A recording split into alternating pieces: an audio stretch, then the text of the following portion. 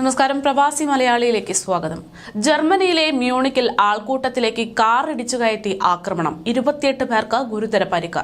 കഴിഞ്ഞ ദിവസം പ്രാദേശിക സമയം രാവിലെ 10:30ഓടെയായിരുന്നു മധ്യ മ്യൂണിക്കിൽ നടന്നിട്ടുള്ള ഒരു ട്രേഡ് യൂണിയൻ റാലിക്കിടെ ഈ ഒരു ആക്രമണം സംഭവിച്ചിരിക്കുന്നത്. അഫ്ഗാനിസ്ഥാനിൽ നിന്നെത്തിയിട്ടുള്ള 24-കാരനായിട്ടുള്ള അഭയാർത്ഥിയാണ് ഈ ആക്രമണത്തിന് പിന്നിൽ എന്നതാണ് അന്താരാഷ്ട്ര മാധ്യമങ്ങൾ റിപ്പോർട്ട് ചെയ്യുന്നത്. ഡ്രൈവറെ ഉടൻ തന്നെ സംഭവസ്ഥലത്ത് നിന്ന് കസ്റ്റഡിയിലെടുത്തതായി പോലീസ് വ്യക്തമാക്കി.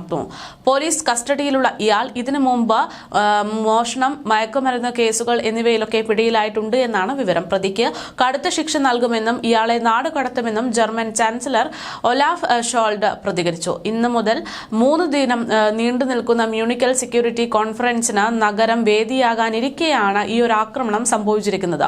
ജർമ്മനിയുടെ തെക്കൻ സംസ്ഥാനമായിട്ടുള്ള ബവോറിയയുടെ തലസ്ഥാന നഗരമാണ് ഇവിടം. ഇത്തരത്തിൽ ആക്രമണ കാരണം എന്താണ് എന്നത് ഇതുവരെ വ്യക്തമായിട്ടില്ല.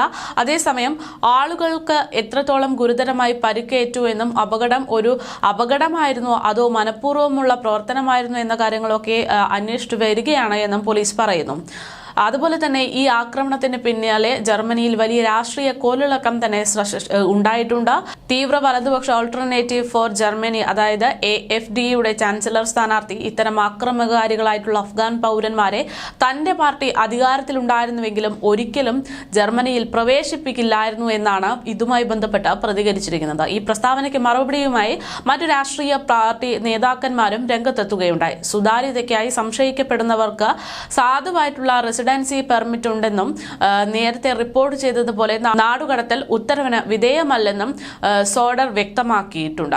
സുതാര്യതയ്ക്കായി സംശയിക്കപ്പെടുന്നവർക്ക് സാധുവായിട്ടുള്ള റെസിഡൻസി പെർമിറ്റ് ഉണ്ടെന്നും നേരത്തെ റിപ്പോർട്ട് ചെയ്തതുപോലെ നാടുകടത്തൽ ഉത്തരവിന് വിധേയമല്ല എന്നും സോഡർ വ്യക്തമാക്കിയതിന് തൊട്ടു പിന്നാലെ വെയ്ഡൽ തത്സമയം മാധ്യമങ്ങളോട് പ്രതികരിച്ചു.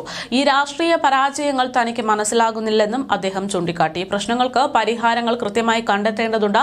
രാജ്യത്തിനും ജനങ്ങൾക്കും സുരക്ഷിതമായിട്ടുള്ള അതിർത്തികൾ കൃത്യമായി വേണം. അവർക്ക് നിയമവും ക്രമസമാധാനവും കർശനമായി തന്നെ നടപ്പിലാക്കേണ്ടതുണ്ട് എന്നും നിയമവിരുദ്ധ കുടിയേറ്റക്കാർ എന്നും കുറ്റവാളികൾ എന്നും വിളിക്കുന്നവരെ നാടുകടത്താൻ മാത്രമേ AfD ആഗ്രഹിക്കുന്നുള്ളൂ എന്നും വീഡൽ മറുപടി പറയുന്നു.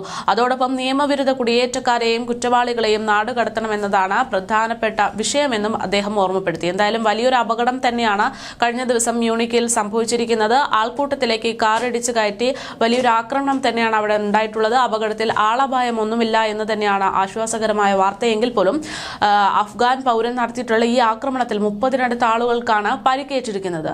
എന്തായിരുന്നു ഈ പ്രവൃത്തിക്ക് പിന്നിൽ പ്രതിക്ക് നൽകിയിട്ടുള്ള പ്രേരണ എന്നതിനെ കുറിച്ച് അന്വേഷിച്ചു വരികയാണ് പോലീസ്.